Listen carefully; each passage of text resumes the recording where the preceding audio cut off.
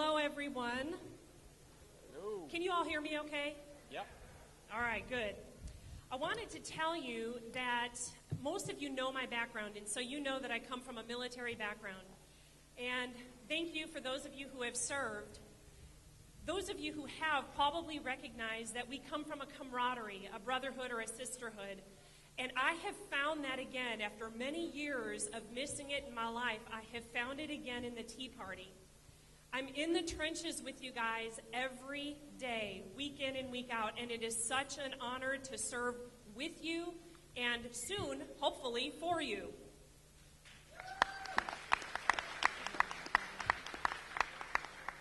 I took a break from putting out signs last night to watch a movie about Margaret Thatcher. It was called The Iron Lady. And the reason is because I have accumulated quite a bit of criticism for my message of no compromise.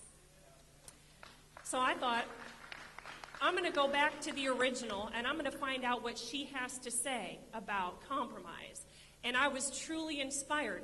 I took notes. I've got them here on my phone, so I'm going to read you a quote. Because there's something that's happening with Republican candidates out there now, both the incumbents and those that are running. I don't think they've gotten the message that we are in dire straits and there's an urgency to our mission. Because I see these guys playing the same games, spending obscene amounts of money to get elected, to accrue power, and to accumulate status and position, because they say they want to represent you, but you know they will go and forget where they came from.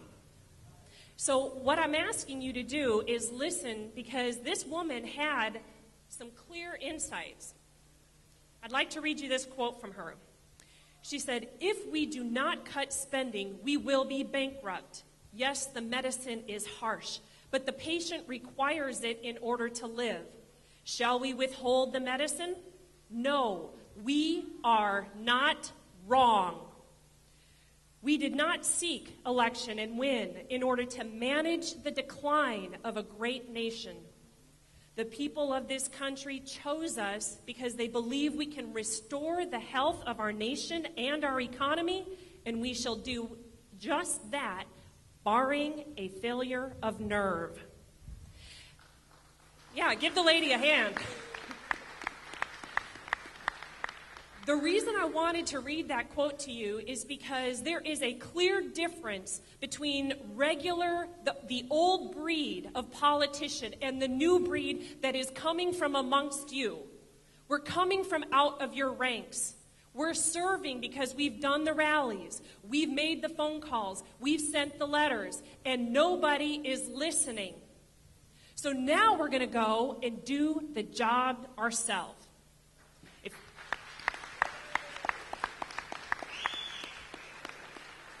We have an unprecedented opportunity, folks.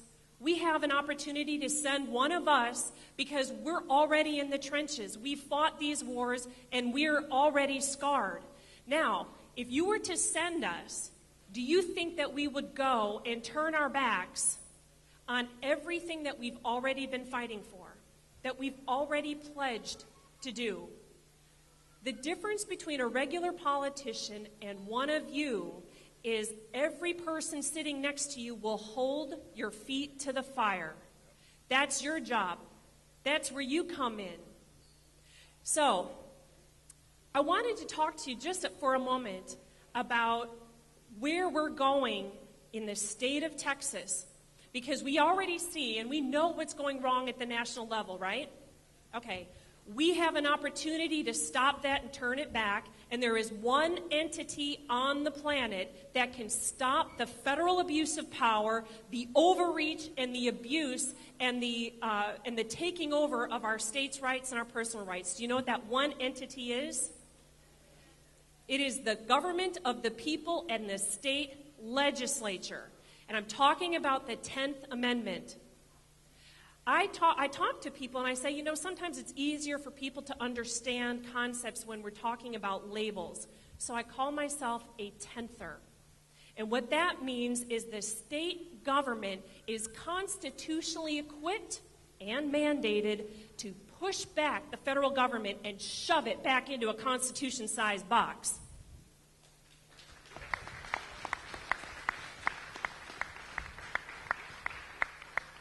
When will you meet the president? I know you don't want to meet the president. All right. When would you ever get to meet a senator or a president or someone who works in the White House to hold their feet to the fire, to stick your finger in their face and tell them how it's supposed to be? Probably not. They're going to keep doing what they're doing, whatever whim, whatever agenda they have. But you know where I live. You know where my children are and where my kids go to school and where my husband works and where my business is. That means you can come to me and hold me accountable, tell me what you think, and offer me your solutions. Because for every time I hear a Republican or a Democrat say that something cannot be done, I promise you I will find 100 people, some of them right here in the room today, that will get it done with excellence. So don't tell me that something cannot happen or something cannot be done or that this is the way it has to be. I'm tired of hearing people say you have to spend so much money to get elected. That is hogwash. We are in a new day, and we are a new breed of candidate. And it's going to take every single person in this room talking about it and going to the polls from May 14th to the 25th for early voting. Primary is May 29th. And it's going to take every single one of us to pull off a miracle. Because if we don't in 2012, I don't know how many more chances we're going to get. Right? We have an opportunity that our framers saw this day coming. They saw it coming, and they built into our Constitution a deliberate tension between the state government and the federal government that is there for a purpose. The state government is supposed to constrain and restrain the federal government. Would you all agree that our government is out of control today?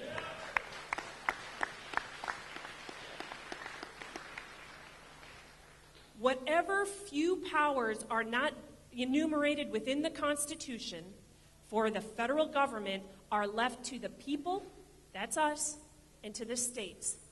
It is high time we grab that power back within our state legislature, and it's going to take people who are not going there to manage the decline of a great state or to manage the decline of a great nation. You're going to send reformers, and you're going to send restorers to restore both levels of government to its proper place. Would you agree? Absolutely. Now, last question before I go. Would you like to send somebody that's going to go along to get along? No. Would you like to send somebody that looks like, oh, they're going to fit in with all the guys and go behind the closed doors and make deals and come back and tell us how it's going to be? No. Or would you like to send a fighter, a warrior, and dare I say, a brawler? All right. I'm right. I'm your gal. I almost got in a fight yesterday at the Galveston County Tea Party rally. Somebody came through and he said, tax the rich, tax everybody, tax the rich. And I had just gotten done paying taxes that day. Those are fighting words right there. Those are fighting words. All right, folks, thank you so much for your time and attention. My name is Heidi Thiess. I am running to be your representative. Thank you. I'm running to be your representative in Austin, and if you send me to Austin, I do not go alone. I go with every single one of you. The way we save our government is for the people to re-engage and get involved in the business of their government once again. Thank you very much. And God bless the Tea Party.